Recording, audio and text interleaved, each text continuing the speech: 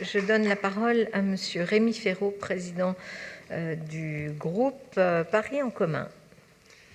Merci Madame la maire, chers collègues. La rentrée des familles, comme celle de tous les Parisiens, a revêtu cette année un caractère particulièrement exceptionnel du fait de la crise sanitaire.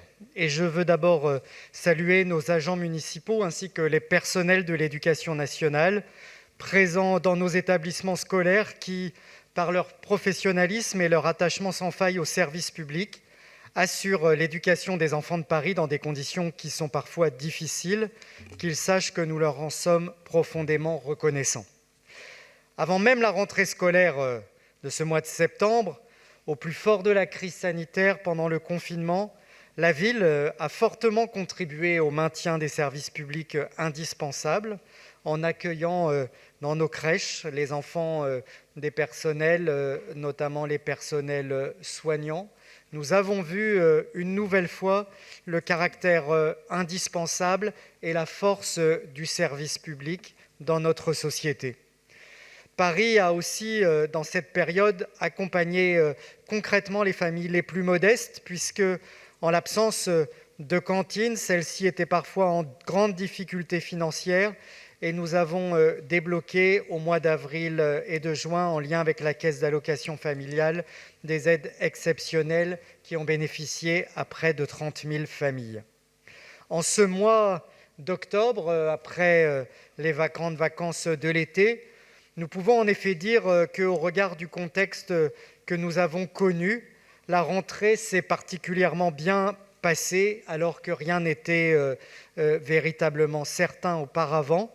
Permettez-moi à ce titre de saluer l'action de Patrick Bloch, désormais accompagné de Céline Hervieux, car je sais que cette rentrée a nécessité beaucoup de travail, de vigilance et d'attention de leur part avec l'ensemble des services de la ville de Paris.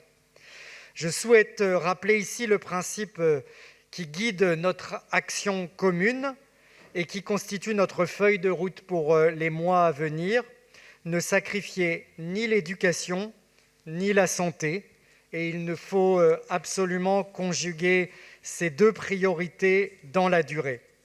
Nous veillerons en effet à ce que tous les moyens continuent à être mis en œuvre pour assurer la sécurité de chacun, avec la mise à disposition de masques pour les adultes, de masques lavables pour les collégiens, de solutions hydroalcooliques, ou encore par un nettoyage régulier en profondeur des crèches et des écoles.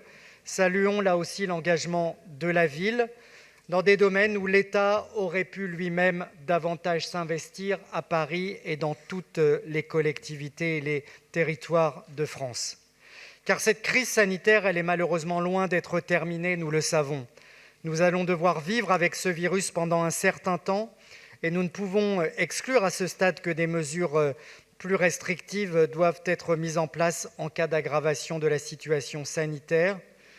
Je salue tous ceux qui travaillent pour anticiper afin de garantir la continuité éducative et accueillir autant que possible tous les enfants en assurant leur enseignement. Car l'éducation, elle est au cœur de notre projet, et nous l'avons rappelé pendant la campagne des élections municipales. Notre conception de l'éducation se traduit par des choix politiques essentiels, notamment en faveur de la mixité sociale et de la qualité des activités gratuites accessibles à tous. Nous avons toujours porté ces valeurs et n'y renoncerons en rien dans ce nouveau mandat. Pour cela, nos établissements se doivent d'assurer un accueil universel des enfants. C'est pour cela que nous continuerons à développer dans cette mandature les unités d'enseignement pour les enfants en situation de handicap en maternelle et en élémentaire. De la même façon, nous soutiendrons la création d'une filière parisienne collège et lycée d'enseignement bilingue en langue des signes française, de telle sorte que les parents et les jeunes sourds aient réellement le choix de leur langue d'éducation. De même, la réussite éducative de tous constitue notre priorité depuis longtemps. Et en cette rentrée, nous souhaitons aller encore plus loin dans la mixité sociale de nos établissements. Et c'est pourquoi nous examinons une délibération instaurant un dispositif financier pour soutenir les collèges parisiens qui contribuent à cette mixité sociale.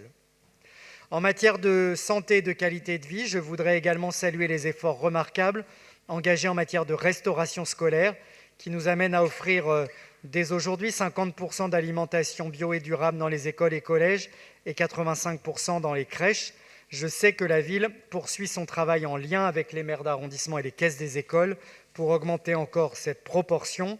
Paris peut et va aider à structurer une filière agricole fondée sur des circuits courts garantissant une juste rémunération aux producteurs. Je sais l'engagement d'Audrey Pulvar dans ce sens. Enfin, je tiens à saluer le travail engagé par Marie-Christine Lemardelet pour lutter contre la précarité étudiante, un enjeu absolument fondamental dans la crise actuelle et qui est particulièrement négligé par le gouvernement aujourd'hui.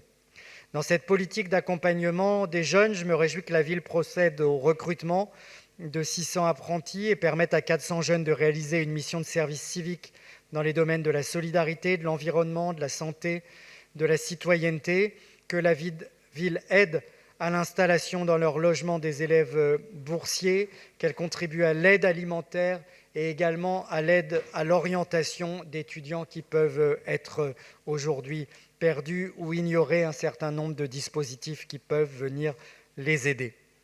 Au nom du groupe Paris en commun, je salue donc une rentrée qui s'est bien passée, malgré les conditions exceptionnelles. Je veux saluer l'action de la ville, des personnels de l'éducation nationale, de l'exécutif parisien, en réaffirmant aussi que nous avons un projet pour le mandat qui nous engage devant les Parisiens, où l'éducation est au cœur de nos valeurs et de nos engagements. Mes collègues du groupe Paris en commun y reviendront et je veux dire toute notre confiance dans l'exécutif pour mener à bien les actions et le projet qui nous réunit. Je vous remercie. Merci beaucoup à vous, Monsieur le Président.